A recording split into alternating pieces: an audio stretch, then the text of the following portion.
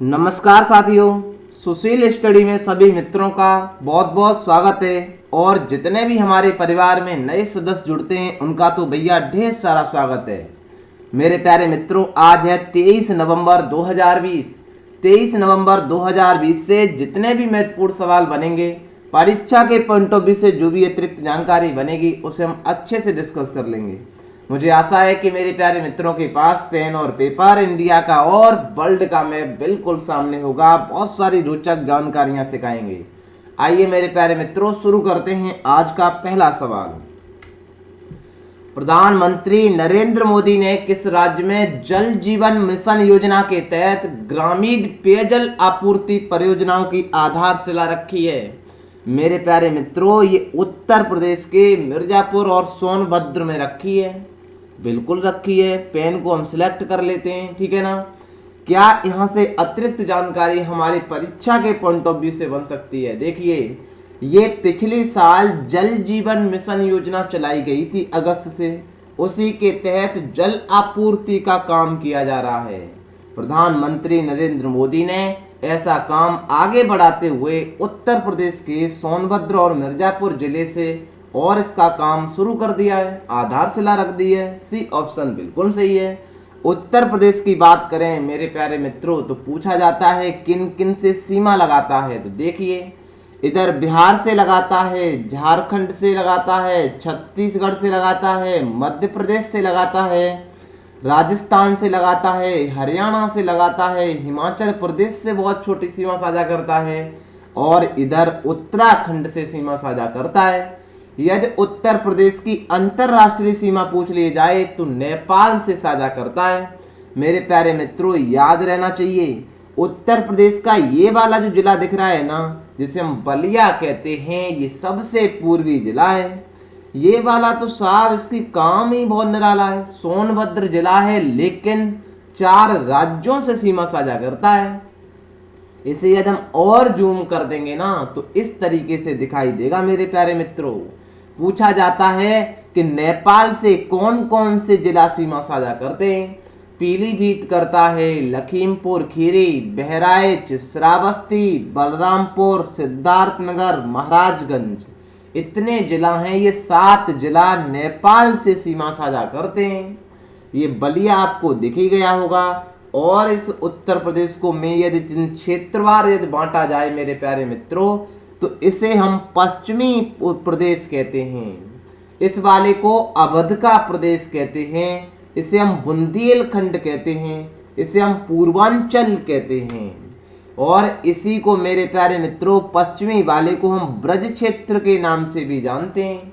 इसे हम अवध का क्षेत्र जानते हैं, बुंदेलखंड जानते हैं, इसे हम बघेलखंड के नाम से जानते हैं। सोनभद्र वाले को बघेलखंड के नाम से जानते हैं।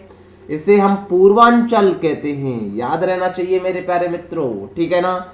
उत्तर प्रदेश की राजधानी लखनऊ है। राज्यपाल आनंदीबेन पटेल, मुख्यमंत्री योगी आदित्यनाथ, लोकसभा 80, राज्यसभा 31, विधानसभा 403, विधान परिषद 100 है। कैसा लगता है ये प्रयास मेरे प्यारे मित्रों? कमेंट बॉक्स में बता देना। राज्य की चिन्ह है साहब मछली एवं तीर कमान। राज्य की पशु है जिसे हम अंग्रेजी में नाम कहते हैं स्वैम्प डियर, हिंदी में बारहसिंगा है। वैज्ञानिक नाम है इसका रूस रवस डुबा ओसेली। देखिए मेरे प्यारे मित्रों, बारहसिंगा को ध्यान से। राज्य की मछली चीतल है, याद कर लेना। राज्य की पक्षी सारस है मेरे प्यारे मित्रों। राज्य की वृक्ष अशोक का है, ठीक है। राज्य की पुष्प पलाश है, जिसे हम ढाक भी कहते हैं, टेसू भी कहते हैं। ये पेड़ तो आपने देखा होगा साहब, बिल्कुल जब आता है ना इस पर पुष्प तो रेड कलर का हो जाता है। बढ़े आगे, कैसा लगता है ये प्रयास? कमेंट बॉक्स में जरूर बता देना मित्रों, क्योंकि ये बहुत मेहनत से बनाए जाते हैं। आपको लगता तो बहुत आसान होगा कि सर इसमें तो कोई दिक्कत ही नहीं है। हाँ मेरे प्यारे मित्रों, दिक्कत तो है नहीं है, लेकिन टाइम देखिए, इतनी मेहनत करता हूं मैं आपके लिए, तो आप 1 मिनट का समय नहीं निकाल सकते मेरे लिए? बताइए, ठीक है ना। बढ़े आगे। भारतीय जीवन बीमा निगम ने अपना पहला डिजिटल एप्लीकेशन लॉन्च कर दिया है। सभी मित्रों को पता है कि ये दुनिया डिजिटल की तरफ बढ़ रही है। मेरे प्यारे मित्रों, क्यों? कोरोना ने हमें बहुत कुछ सिखाया है। डिजिटल माध्यम से पेपरलेस काम किए जा रहे हैं। उसी में आगे आते हुए LIC ने भी भैया, भारतीय जीवन बीमा निगम ने, लाइफ इंश्योरेंस ने अपना आनंदा ये चला दिया है साहब। आनंदा का नाम है, फुल फॉर्म पूछी जाएगी, आत्मनिर्भर agents new business digital application है। इसकी स्थापना मेरे प्यारे मित्रों 1 सितंबर 1956 से होती है LIC की, ठीक है। इसने आनंदा चला दिया है। डिजिटल लेस काम होगा साहब, घर से ही बैठे काम कर सकते हैं आराम से, बिना पेपरलेस काम होगा, ठीक है। बड़े आगे, हाल ही में किस राज्य में वर्चुअल कोर्ट और ई चालान परियोजना का उद्घाटन किया गया है? देखिए साहब, ये भी तो काम वर्चुअल क्या है, जिस तरीका से आप वीडियो कॉल करते हैं साहब, उसी तरीका से वर्चुअल कोर्ट भी होने लगे हैं। मतलब मेरे प्यारे मित्रों ध्यान से समझिए, अब आपका कोई चालान कट भी जाएगा ना, या कोई कोर्ट में, तो एक आभास करेंगे आप कोर्ट का, हाँ साहब कोर्ट तो है, लेकिन जज साहब तो बैठे ही नहीं है। ये काम सब ऑनलाइन के माध्यम से होगा, 24/7 आवर्स होगा साहब, बिल्कुल बिल्कुल बिल्कुल फ्री तरीके से होगा। कैसे? बिल्कुल फ्री का मतलब ये नहीं है साहब वो नहीं होगा, इंटरनेट पर आप डालेंगे, लेकिन वो काम आपका 24 घंटे की तरीके से, जिस तरीका से आप कोई काम या फॉर्म फिल करते हैं तो 24 घंटे कर सकते हैं, कोई दिक्कत नहीं है। इसी तरीका से यदि आप कोर्ट में जाएंगे, न्यायालय में, तो ना तो वहाँ आपको जज साहब मिलेंगे, ना साहब आपको जो कोर्ट में जाएगा वो मिलेगा, लेकिन सारा का सारा काम आभास होगा कि हाँ हम ई कोर्ट में जा रहे हैं, आभासी कोर्ट होगा। ई चालान भी साहब, ये सब डिजिटल काम बढ़ा रहे हैं। किसने काम किया है? असम सरकार ने किया है मेरे प्यारे मित्रों। असम की तो बात ही निराली है साहब। असम के बारे में तो मित्रों ने पहले से ही सुन रखा है, हाँ बिल्कुल सुन रखा है मेरे प्यारे मित्रों। हमारे परिवार में बहुत सारे सदस्य नहीं जुड़ते हैं, उनको भी तो बताएंगे। आइए चर्चा कर लेते हैं असम की। कितने अच्छे तरीके से मैप को लाता हूं मैं आपके लिए, तो इस मेहनत को जरा देखिए, कुछ तो बनता है आपकी तरफ से भी, ठीक है ना। ये वाला पश्चिम बंगाल तो आपने पहले से चर्चा कर ली होगी, बिल्कुल कर ली है। इसकी सबसे ऊंची इसकी चोटी कौन सी है? सिक्किम है मेरे प्यारे मित्रों, याद रख लेना चाहिए। ये जो असम लगता है ना साहब, बिल्कुल लगता है, ये सारे के सारे पूर्वोत्तर राज्यों से लगता है। कौन कौन से हैं? अरुणाचल प्रदेश से लगता है, जरा देखिए, नागालैंड से लगता है, मणिपुर से लगता है, मिजोरम से लगता है, त्रिपुरा से लगता है, मेघालय से भी लगता है।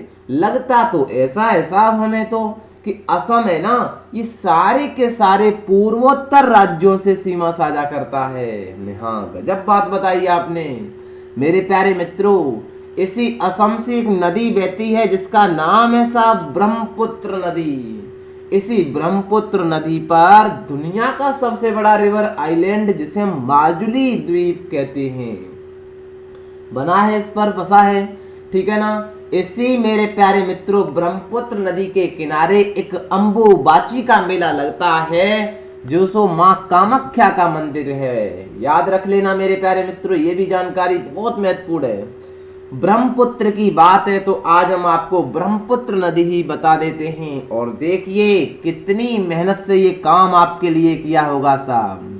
ये तिब्बत वाले लोग हैं ना साहब, तिब्बत वाले, जो चाइना ने अपना बना लिया है।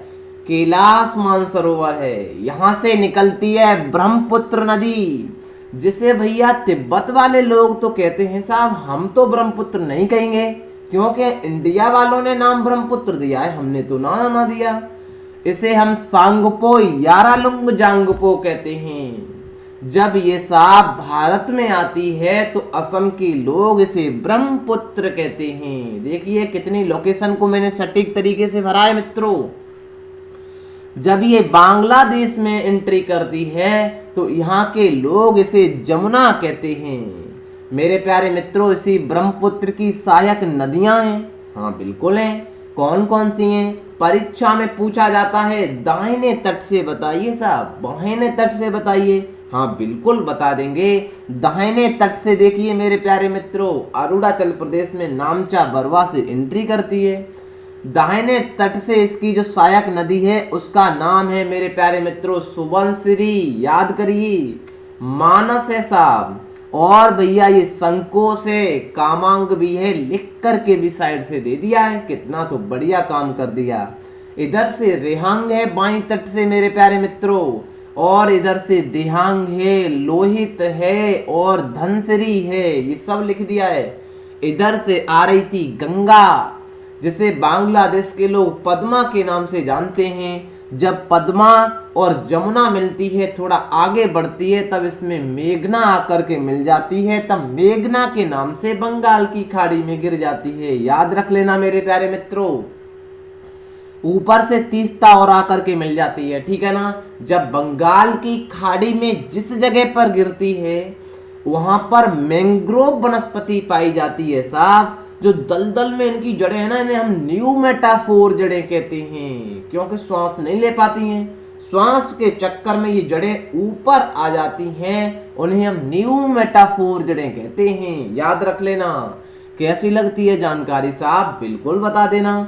ये पश्चिम बंगाल से इसकी एक वितरिका और निकल जाती है गंगा की, जिसे हम हुगली नदी कहते हैं। इसी हुगली पर तो कोलकाता बसा हुआ है।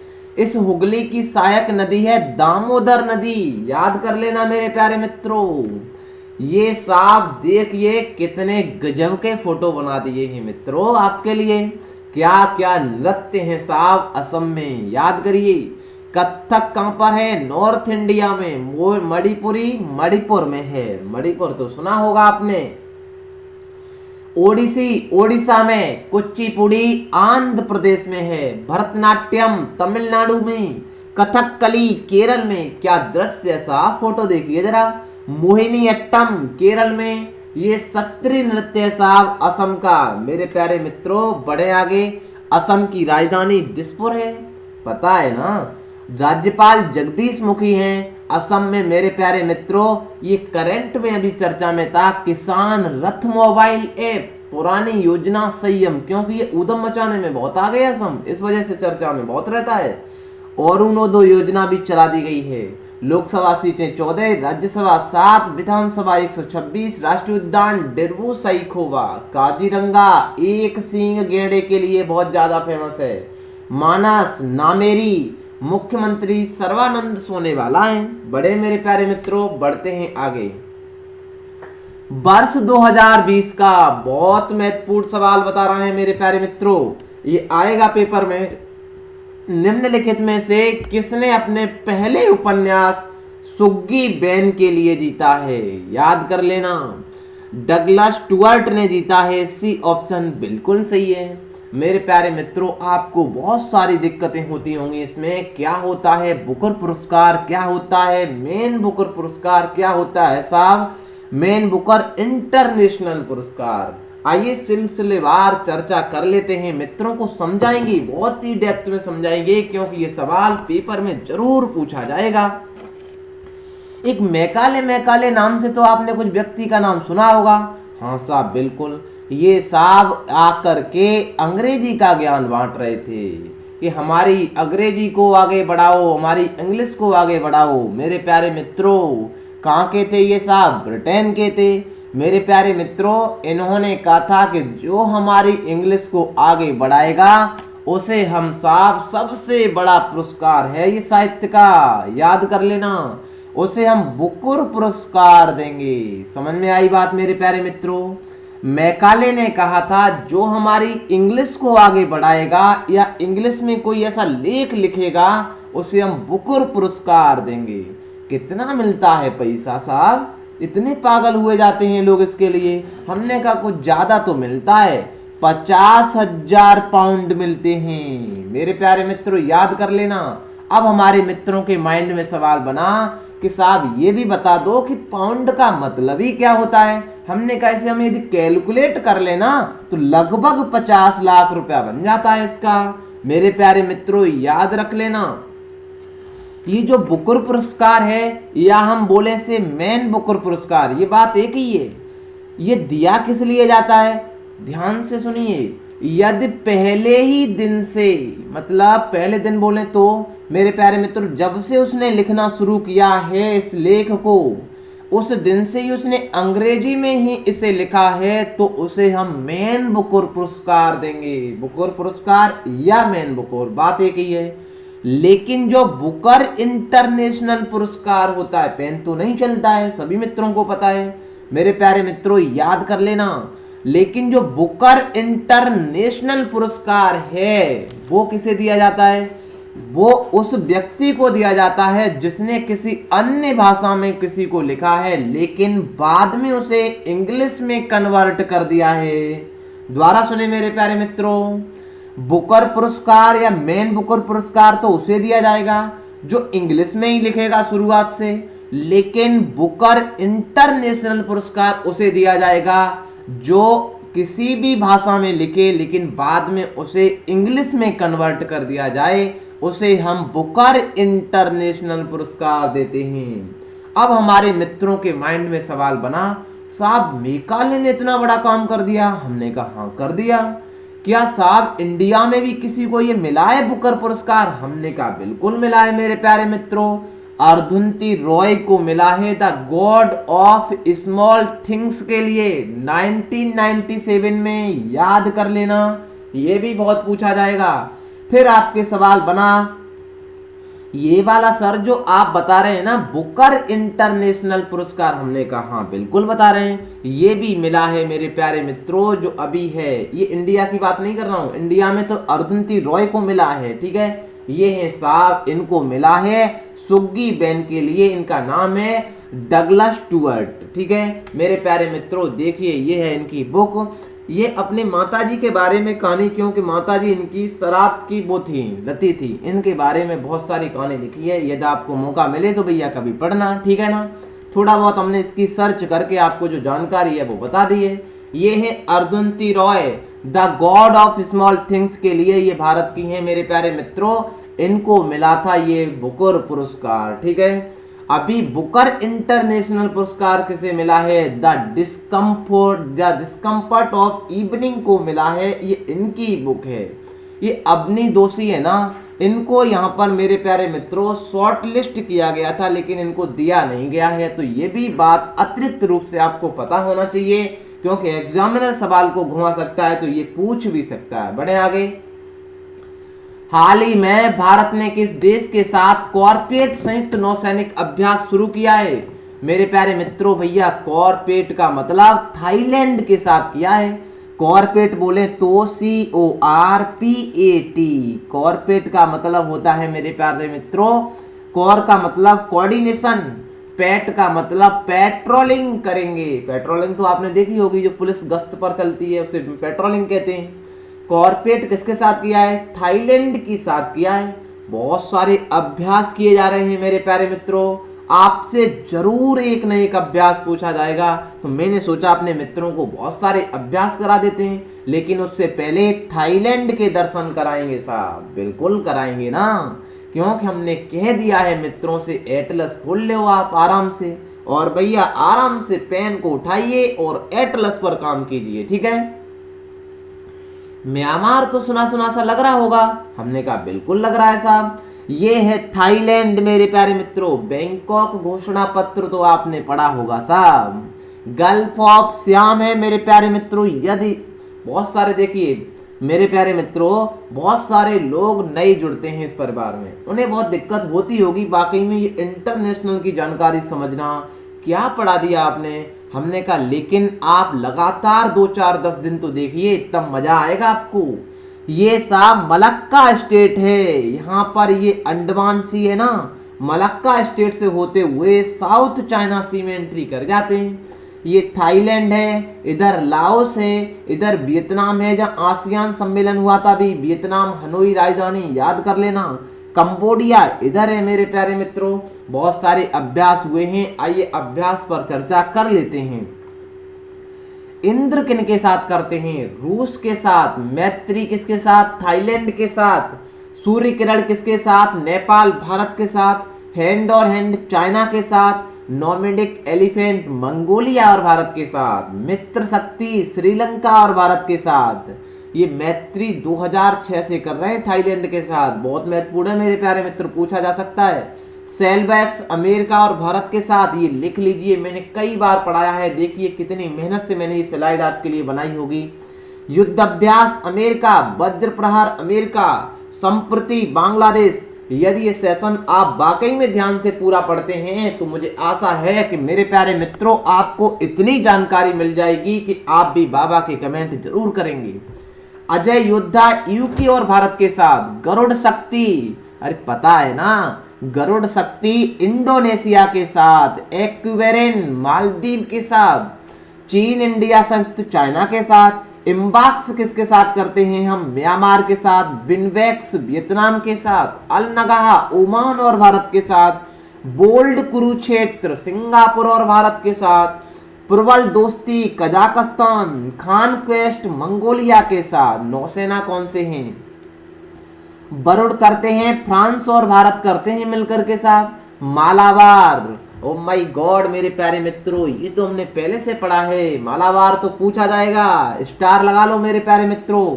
इसमें अमेरिका, जापान, भारत और कौन शामिल कर लिया गया है, क्वाड कंट्री के देश, याद कर लेना। मालाबार में ऑस्ट्रेलिया को और शामिल कर लिया गया है। सिलनेक्स श्रीलंका, सिम्बेक्स, सिलनेक्स और सिम्बेक्स में थोड़ा सा अंतर है, यहाँ पूछा जाएगा, कंफ्यूज हो जाएंगे आप, तो लिख लीजिए। सिम्बेक्स सिंगापुर और भारत के साथ। मिलन तो साहब बहुत सारे दोस्त है ना, ये देश वाले मिलते हैं इंडिया से आकर के। ओसेंडेक्स ऑस्ट्रेलिया भारत के साथ, कॉन्कर्ड यूके के साथ, सहयोग केजिन जापान, जिमैक्स जापान के साथ, नसीम अल बहर ओमान के साथ। वायुसेना की बात करें ना, गरुड़ फ्रांस के साथ है, ध्यान से देखना। रेड फ्लैग अमेरिका, कोप इंडिया अमेरिका, इंद्रधनुष यूके, सिंडेक्स Singapore, Eastern Bridge Oman, Shyam India Thailand, desert eagle संयुक्त अरब। बहुत सारी जानकारी मित्रों दी जा रही है आपको, ठीक है ना। हाल ही में महानदी बेसिन में ऑयल इंडिया लिमिटेड का भूकंपीय सर्वेक्षण शुरू किया गया है। यह नदी बेसिन किस राज्य से संबंधित है, पता है ना मेरे प्यारे मित्रों को तो सबको कि महानदी तो सुनी सुनी सी लग रही है। हमने कहा हाँ बिल्कुल लग रही है, महानदी हमने पढ़ाया है, लेकिन आज भी तसल्ली से पढ़ाएंगे सारी की सारी नदियां आपको। देखना, कमेंट बाद में करना साहब। काम क्या किया है पता है ना, ये काम साहब ऑयल इंडिया लिमिटेड कर रही है। महानदी में तेल खोज रही है, गैस के भंडार खोज रही है। क्यों साहब खोज रही है, हमने कहा लो यार गजब बात कर दी। ओडिशा वालों को गैस की जरूरत है साहब, तेल की जरूरत है, मिल जाएगा तो और अच्छा काम हो जाएगा, ठीक है ना। ये काम खोजने का ओडिशा के महानदी बेसिन में चल रहा है। ओडिशा तो सुना सुना सा लग रहा होगा मित्रों को, हाँ साहब चर्चा तो बिल्कुल करेंगे तसल्लीवार। ओडिशा के तट को हम उत्कल का तटीय मैदान कहते हैं मेरे प्यारे मित्रों, याद कर लेना। भैया हमारा पेन भी साथ छोड़ने लगा, देखिए कितना गजब का काम कर रहा है ये साहब। इसने जान लिया है कि आज हम छोड़ने वाले नहीं हैं, जब तक हम छोड़ेंगे नहीं साहब तब तक हम तोड़ेंगे, जब तक हम तोड़ेंगे नहीं तब तक हम छोड़ेंगे भी नहीं। ओडिशा वाले तट को हम उत्कल का तटीय मैदान कहते हैं।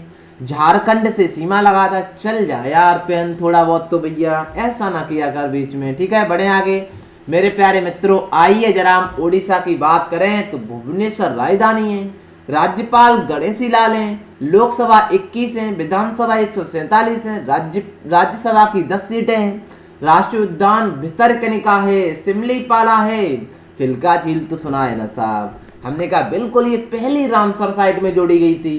व्हीलर द्वीप भी सुना है, इसका नाम कलाम साहब के सम्मान में कलाम कर दिया था। मिशन पूर्वोदया चलाया गया है जो 300 मैट्रिक टन हुआ। कोणार्क का सूर्य मंदिर है जिसे हम ब्लैक पैगोडा के नाम से जानते हैं। जगन्नाथ मंदिर है जिसे हम व्हाइट पैगोडा कहते हैं। मुख्यमंत्री नवीन पटनायक हैं साहब, इनको भी बहुत हम मिले हैं इनसे पहले ही। मेरे प्यारे मित्रों, महानदी है, मित्रों को तो जरूर सिखाऊंगा। आज देखिए कमर कसकर के बैठ जाना, कितनी नदियां। और मेरे प्यारे मित्रों रिक्वेस्ट है आपसे, सेशन यदि अच्छा लग जाए, ध्यान से समझें तो भैया दम लगा करके सेशन को शेयर कर देना। प्रायद्वीपीय यदि हम अपवाह तंत्र की बात करें तो दो प्रकार में बांटते हैं। क्यों? हमें पता है ना, एक को हम पूर्वी घाट कहते हैं, दूसरे को हम पश्चिमी घाट कहते हैं। मेरे प्यारे मित्रों, पूर्वी घाट की बहुत सारी नदियां हैं, हाँ पता है ना। हमने कहा पश्चिमी घाट की भी तो बहुत सारी नदियां हैं साहब, बिल्कुल है। पश्चिमी घाट की नदियां हैं जिसका नाम है लूनी, साबरमती, माही, नर्मदा, ताप्ती, मांडवी, ज्वारी, शरावती, गंगावेरी, पेरियार, भरतपुजा। कितनी है साहब, देखिए मेरे प्यारे मित्रों, इतनी जानकारी यदि मिल रही है ना तो थोड़ा बहुत तो प्यार आपका भी तो बनता है। पूर्वी घाट की नदियां हैं दामोदर, स्वर्णरेखा, बेतरडी, ब्राह्मणी, महानदी, गोदावरी, कृष्णा, पेन्नार, कावेरी। आइए मेरे प्यारे मित्रों, पूर्वी घाट की हम चर्चा कर ही लेते हैं साहब, तहलका मचा ही देते हैं। ये मैप आप उठाइए, इतने सटीक तरीके से मैंने भर के दिया है, आप भी थोड़ा कष्ट करिए साहब, भरिए मेरे प्यारे मित्रों मेरे साथ, ठीक है ना। आप लोग हम मिलकर के एक दिन जरूर ये तिरंगा फहराएंगे साहब। दामोदर नदी की बात करें मेरे प्यारे मित्रों, ऊपर से अपनी प्यारी सी गंगा जब आती है, देखिए कितने सटीक तरीके से भरा है। बलिया होते हुए बिहार में एंट्री करते हुए, झारखंड की सीमा मिलाते हुए, पश्चिम बंगाल होते हुए बंगाल की खाड़ी की तरफ जा रही है, बिल्कुल जा रही है मेरे प्यारे मित्रों। यहीं से इसकी एक हुगली निकलती है भितरका, देखिए बनाई है कि नहीं। झारखंड के छोटा नागपुर से निकलती है दामोदर नदी मेरे प्यारे मित्रों, आकर के हुगली में मिल जाती है, हाँ मिल जाती है बिल्कुल मेरे प्यारे मित्रों। उसके बाद स्वर्णरेखा, सब कुछ लिख करके भी दे दिया है। स्वर्णरेखा कहां से निकलती है, किस तरीके से होकर के जाती है, जरा मैप पर एक बार कष्ट कर ले भरने का, माइंड में पिक्चर छप जाएगी, और हमारा माइंड पिक्चर को ही सेट करता है मेरे प्यारे मित्रों, ठीक है ना। स्वर्णरेखा देखिए कैसे छोटा नागपुर की पठार से निकल करके पहले पश्चिम बंगाल जाती है, पश्चिम बंगाल के बाद फिर ओडिशा में आती है, उसके बाद ये आराम से ये भैया डेल्टा बनाती है। याद करिए, देखिए एक बार फिर लोकेशन को मेरे प्यारे मित्रों।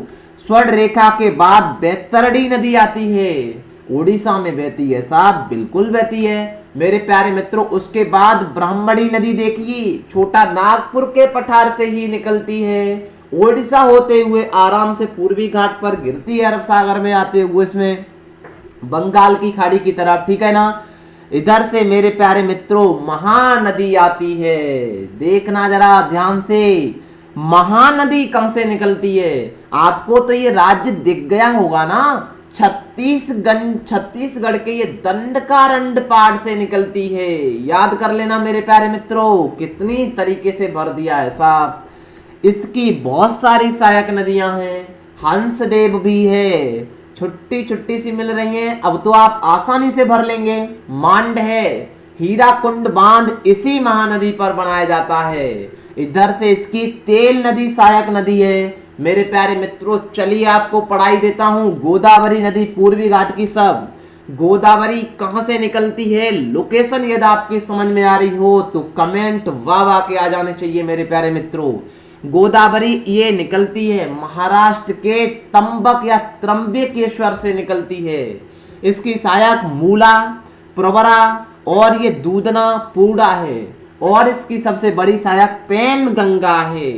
पैन गंगा में बहुत सारी छोटी नदियां मिलती हैं जिनका नाम है बरधा, बैन गंगा और प्राणहिता और इंद्रावती। इंद्रावती कहां से निकलती है जरा देखिए लोकेशन को, ओडिशा से निकलती है, नीचे से मंजरा आती है, इधर से मानेर आती है मेरे प्यारे मित्रों। ये चित्र आपने बना लिया ना, कितनी मेहनत से बनाया गया होगा, ठीक है, लिख करके भी दे दिया है मेरे प्यारे मित्रों। बहुत सारी जानकारी पढ़ लेना, पीडीएफ के माध्यम से भी शेयर करूंगा। उसके बाद मेरे प्यारे मित्रों कृष्णा नदी को भी देखिए, महानदी कहां से निकली थी, छत्तीसगढ़ से। गोदावरी महाराष्ट्र से, कृष्णा भी कहां से निकली थी, ये भी साहब महाराष्ट्र से निकलती है, याद कर लेना। इसकी सहायक पंचगंगा है। कृष्ण भगवान नहीं पढ़े हैं आपने साहब, कृष्ण भगवान पता है ना, ये तो पंच तत्व में विलीन थे, ऐसे याद कर लेना, क्योंकि गंगा वहां पर भी थी, गोदावरी में पैन गंगा, यहाँ पर पंचन गंगा है। और दूध गंगा है। दूध कौन पीता है? कृष्ण भगवान पीते थे। दूध गंगा, पंच गंगा, घाट प्रवाह, माल प्रवाह, और इधर भैया तुंग और भद्रा। देखिए मेरे प्यारे मित्रों, जाकर के ये कृष्णा में मिल जाती हैं। ऊपर से आती है भीमा नदी। ये है साहब कृष्णा की बात। इसके बाद कावेरी नदी भी पढ़ लेना साहब मेरे प्यारे मित्रों, कर्नाटक से निकलती है। कितनी नदियां मैंने बता दी। बढ़े आगे। विश्व मत्स्य पालन दिवस कब मनाया जाता है? 21 नवंबर को मनाया जाता है। बी ऑप्शन बिल्कुल सही है मेरे प्यारे मित्रों। ये वर्ल्ड फिशरी डे है। फिश के सम्मान में मछलियों को भी बचाना बहुत जरूरी है। 21 नवंबर को हाल ही में किस स्वदेशी हेवीपेट टारपीडो को नौसेना में शामिल किया गया है? ये स्वदेशी है और ऐसा काम पहली बार किया गया है कि इसमें एक जीपीएस सिस्टम भी लगाया गया है। टारपीडो होता क्या है मेरे प्यारे मित्रों? देखिए सेना कितनी तरीके से काम करती है। एक तो वायु में सेना उड़ती है, एक तो थल पर सेना चलती है, एक साफ जल पर चलती है और जल के अंदर भी चलती है। जो जल के अंदर चलती है उसे हम सबमरीन या पनडुब्बी कहते हैं। अब मेरे प्यारे मित्रों देखिए, हम बहुत सारी एंटी टैंक गाइड मिसाइलें बना लेते हैं ऊपर दागने के लिए, लेकिन जो सबमरीन होती है ना साहब, पानी में छुप करके जो पार करती है, उसको कैसे मारा जाएगा? उसके लिए हम टारपीडो बनाते हैं। ये टारपीडो करती क्या है मेरे प्यारे मित्रों? देखिए इसे किसी से भी छोड़ा जा सकता है। ऊपर से उड़ते हुए आराम से पानी में छोड़ दीजिए, या फिर सबमरीन के ही माध्यम से छोड़ दीजिए, क्योंकि दुश्मन की तो सबमरीन मारनी है साहब, अपनी थोड़ी नहीं मारनी है। तो ये टारपीडो किसको भेदने के लिए काम करती है? तो ये सबमरीन या पनडुब्बी को भैया अटैक करने के लिए काम करती है। जल के अंदर काम करेगी। ठीक है, मैंने कम शब्दों में समझा दिया क्योंकि सेशन बहुत लंबा हो चुका है, लेकिन जानकारी कितनी दी है मेरे प्यारे मित्रों कमेंट बॉक्स में बता देना। ये मिस्ट भी एक चलाई गई थी टारपीडो। मारीच हमने पढ़ाई थी। मामा मारीच क्या करते थे? जो मामा मारीच थे ना, सीता को भेष बदल करके काम किया था इन्होंने। ऐसे ये मारीच टारपीडो साहब भटका देती है सबमरीन को। ये बताएगी अपनी किरणों से कहीं, तो सबमरीन दूसरी जगह जाएगी, लेकिन वो तब तक दूसरी जगह अटैक कर देती है। लेकिन ये वरुणास्त्र है, इसमें तो जीपीएस भी लगा दिया गया है मेरे प्यारे मित्रों। ठीक है, बगीर हमने कल पढ़ाया था, ये साहब नहीं है पनडुब्बी, ये टारपीडो नहीं है। ठीक है, इसका आंसर मेरे प्यारे मित्रों सी ऑप्शन बिल्कुल सही है। देख लीजिए कैसा है वरुणास्त्र ये आपका। ये बहुत ही महत्वपूर्ण सवाल है, पूछा जाएगा। सब कुछ लिख करके दे दिया है। हाल ही में केंद्र सरकार ने कोरोना वैक्सीन के डाटा को एकत्रित करने के लिए किस ऐप को लॉन्च करने जा रही है? ये साहब कोविन ऐप लॉन्च करने जा रही है। ये ऐप आपको बताएगा कितनी दवा बिक चुकी है, कितने लोगों को दे जा चुकी है, कितनी दवा अभी स्टोर है कोल्ड स्टोर में भैया। ठीक है, और आपको पहले से ही इंफॉर्मेशन दी जाएगी कि भैया आपको टीका लगने आ रहा है। तो सारा डाटा एकत्रित करने के लिए ऐप तो चाहिए ना, तो इसका नाम है कोविन ऐप। बहुत महत्वपूर्ण सवाल है मेरे प्यारे मित्रों, पूछा जाएगा। ठीक है ना। हाल ही में लव जिहाद चर्चा में है। इसके खिलाफ कानून का ड्राफ्ट किस राज्य सरकार ने तैयार कर लिया है? मेरे प्यारे मित्रों याद कर लेना, लेकिन मैं यहाँ लव जिहाद तो नहीं बताऊंगा, लेकिन कम शब्दों में आपको बता दूंगा। जो लव है ना, लव माने प्यार होता है, सब जानते हैं, इश्क है, प्यार है। मेरे प्यारे मित्रों सब बोल देते हैं आई लव यू साहब, हमने कहा बिल्कुल बोलिए, अच्छा शब्द है। लेकिन जिहाद का मतलब तो साहब कुछ अलग ही है। ऐसा जिहाद का मतलब बहुत ही कम शब्दों में मेरे प्यारे मित्रों समझ जाना आप। ठीक है, मैंने लिख भी दे दिया है आपको। जिहाद जिसका मतलब होता है किसी मकसद को पूरा करने के लिए अपनी पूरी ताकत लगा देना। अब तो समझ में आ गया होगा आपके, लेकिन मैं इतनी चर्चा नहीं करूंगा, आप समझदार हैं। लव जिहाद का मामला सबसे पहले केरल में एक हिंदू लड़की और एक मुस्लिम लड़के के प्रेम विवाह से पैदा हुआ था, जिसकी जांच देश में आतंकवादी घटनाओं की पड़ताल करने वाली नेशनल इन्वेस्टिगेशन एजेंसी, जिसे हम एनआईए कहते हैं, को सौंपी गई थी। ठीक है ना। लव जिहाद दो शब्दों से मिलकर बना है। अंग्रेजी भाषा का शब्द है लव, ये आपको सब दिख रहा होगा, मेरा पेन नहीं चल रहा है, यानी प्यार, मोहब्बत, इश्क। अरबी भाषा का शब्द है जिहाद, जिसका मतलब है किसी मकसद को पूरा करने के लिए पूरी ताकत लगा देना। साहब मतलब मकसद आपका है, उसके लिए आपने पूरी दम और खम से प्यार किया है किसी को, लेकिन जब वो मकसद निकल गया फिर क्या होगा ये आप समझ चुके हैं। यानी जब एक धर्म विशेष को मानने वाले दूसरे धर्म की लड़कियों को अपने प्यार के जाल में फंसाकर उस लड़की का धर्म परिवर्तन करवा देते हैं, मतलब अपने प्यार के ऐसे जाल में फंसा लेते हैं, और साहब इतना नहीं फंसाते हैं, उनसे धर्म भी चेंज करवा लेते हैं, पूरा काम कर लेते हैं। इस पूरी प्रक्रिया को लव जिहाद कहते हैं। ठीक है मेरे प्यारे मित्रों, अब ये पूरा लिख करके मैंने दे दिया है। सेशन वैसे भी बहुत सारी अभी जानकारी बाकी है। ठीक है, ये मध्य प्रदेश ने ऐसा ड्राफ्ट बना लिया है, लेकिन उत्तर प्रदेश बहुत सारे राज्य, बिहार, ये हरियाणा सब बनाने के लिए तैयार है। ठीक है, मध्य प्रदेश की बात साहब निराली है, चर्चा किसी दिन और कर लेंगे। राजधानी इसकी भोपाल है, राज्यपाल आनंदीबेन पटेल है, मुख्यमंत्री शिवराज सिंह चौहान है, राष्ट्रीय उद्यान लिख करके दे दिया है। अतिरिक्त जानकारी में क्या है मेरे प्यारे मित्रों, आइए चर्चा कर लेते हैं। मैंने कल आपको भाग 3 पढ़ाया था, संविधान के सारे आर्टिकल। देखिए आप यदि आर्टिकल को यदि आप वाकई में सीरियसली लेंगे तो बहुत सारे आर्टिकल मेरे प्यारे मित्रों 20 दिन में आपको सारे आर्टिकल याद हो जाएंगे।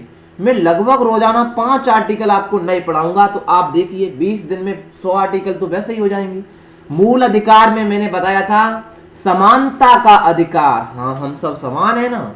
स्वतंत्रता, सबको स्वतंत्रता दी गई है। जब स्वतंत्र सब हो जाएंगे तो शोषण के विरुद्ध अधिकार 23 से 24, फिर धार्मिक स्वतंत्रता का अधिकार 25 से 28, शिक्षा एवं संस्कृति का अधिकार 29 से 30, संवैधानिक उपचारों का अधिकार आर्टिकल 32। अब मेरे प्यारे मित्रों आज हम ऑपरेशन करेंगे समानता का अधिकार। समानता का अधिकार, राइट टू इक्वलिटी, अनुच्छेद 14, विधि के समक्ष सभी समान हैं। विधि बोले तो मेरे प्यारे मित्रों कानून के समान सब समान है साहब। ये जो आर्टिकल 14 है ये 2 तरीका से कानून देता है, लेकिन कैसे देता है अब मैं बता ही देता हूं। कानून के समक्ष समानता जो ब्रिटेन से ली गई थी, ध्यान से सुनिए, नोट भी करिए मेरे प्यारे मित्रों। कानून के समक्ष समानता मतलब इसका होता है कि सभी व्यक्ति पर एक समान कानून लागू की जाएगी, विधि लागू की जाएगी, जो ब्रिटेन से ली गई थी। दूसरा इसी में आता है कानूनों का समान संरक्षण, जो अमेरिका से लिया गया था। सभी व्यक्तियों की कानून तक पहुंच बराबर होगी। दोनों अलग हैं मेरे प्यारे मित्रों, ये सभी समान हैं। ठीक है ना, इसके बहुत सारे अपवाद हैं, वो डिटेल में चर्चा करेंगे, लेकिन यहाँ तो हम भैया थोड़ा थोड़ा रिवीजन कर रहे हैं।